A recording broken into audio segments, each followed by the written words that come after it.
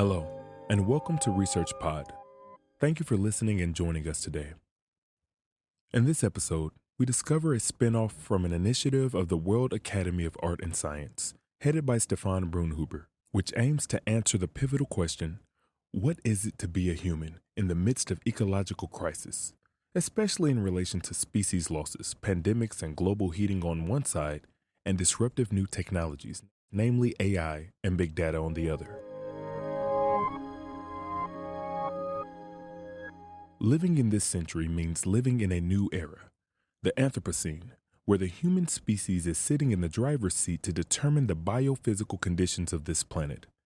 We are becoming aware of planetary boundaries, interconnectedness, multiple nonlinear tipping points and serial asymmetric shocks, and the technological challenges of AI and big data.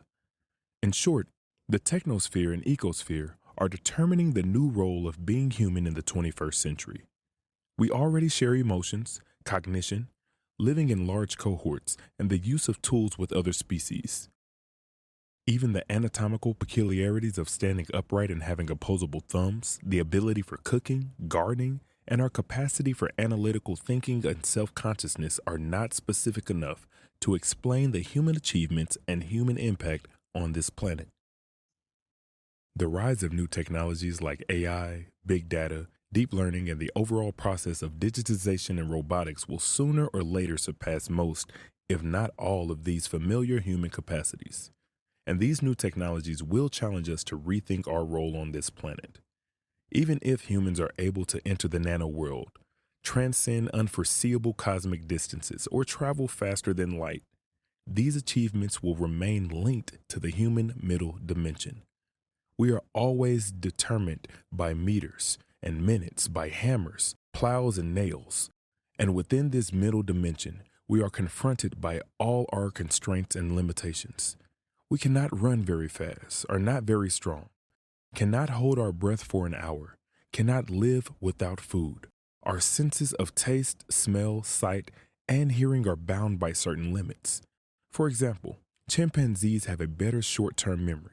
Rats and dogs can smell better. Elephants communicate with their trunks and ears. Bats orient themselves by echolocations, like dolphins. Eagles have vastly superior vision. Catfish can taste with their entire body. Humans have the same number of genes as the ringworm. The difference between individual humans' genetic makeup is less than 0.1%. And major biochemical signaling pathways found in all living beings have remained genetically unchanged for over 300 million years. But humans require early-stage bonding and attachment. Otherwise, they die. False memory distorts our decision-making. We constantly dissociate elements of our perception if our inner world does not match with reality. Our impulse control easily overrides rational behaviors. A powerful confirmation bias restricts our analytical thinking. We are susceptible to deception, fake news, propaganda, and lies, and our memory does not simply reconstruct past events, but can falsify them, meaning we add or delete parts of the story, taking conscious and subconscious intellectual leaps.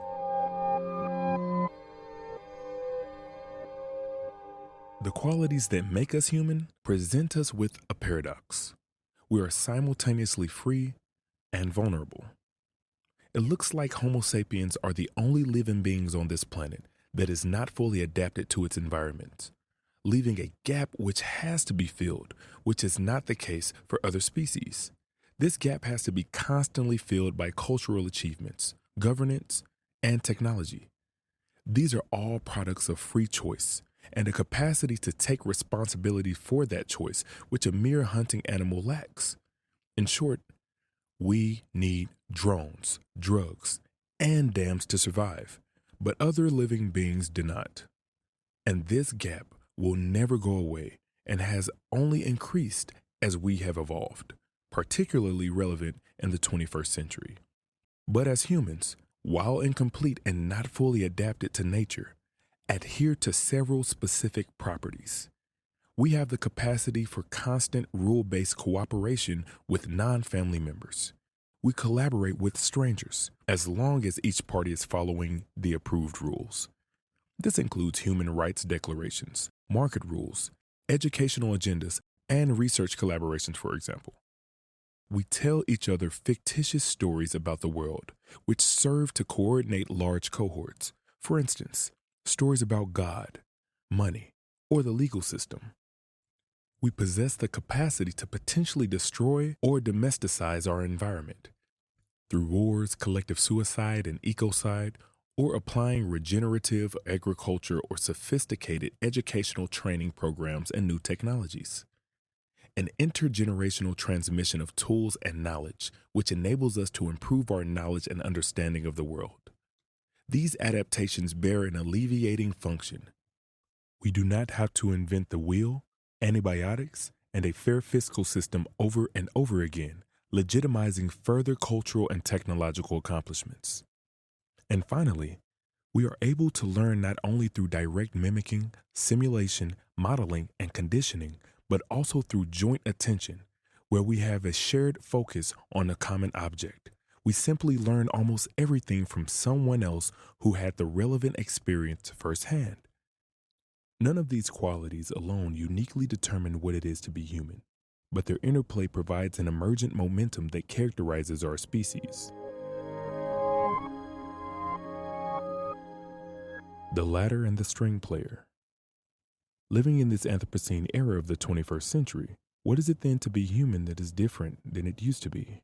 We are not the center of the universe, as the first Renaissance claimed, nor on top of the evolutionary ladder. This picture of an evolutionary ladder has been promoted by all monotheistic religions and Darwin's theory of evolution. Both are based on a vertical mental frame, where the top of the hierarchy implies a superior position. What is required instead is a mindset shift toward a parallel horizontal frame.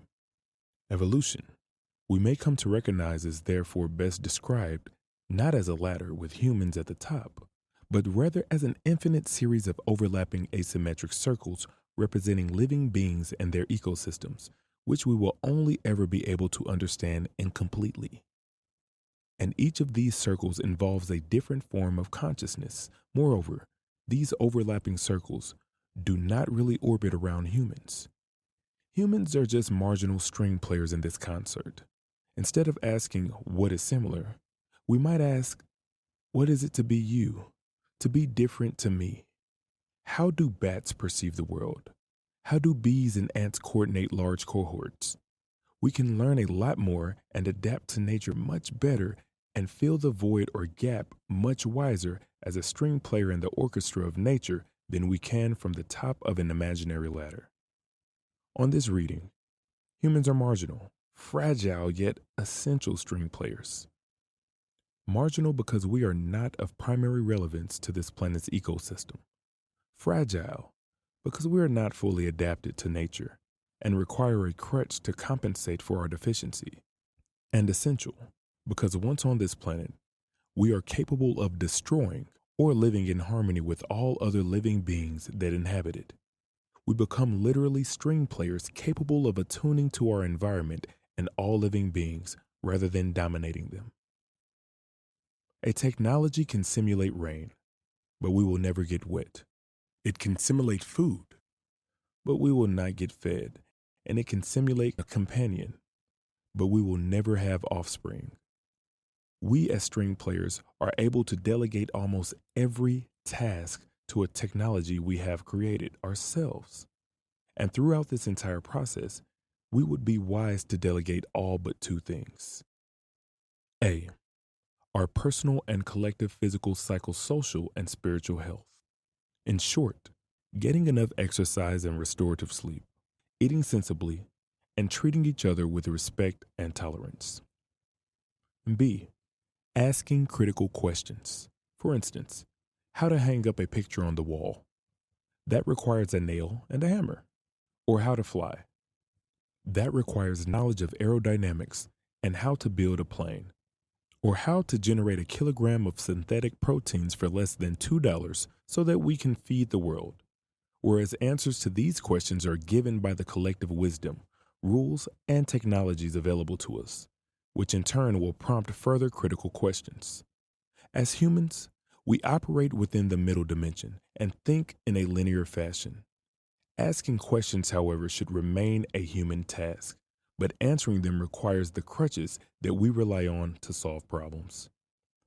To summarize, whereas the first Renaissance put the human species at the center of the universe and Darwin located humanity at the top of an imaginary evolutionary ladder, in the 21st century, the human species is understood to be a string player in one of infinitely many parallel universes, positioned in a marginal spot, with an ever-growing consciousness, also incompletely adapted, able to explore and interact with all the parallel universes and reveal their interdependencies and interconnectedness, thanks to a new technology that surpasses our native abilities.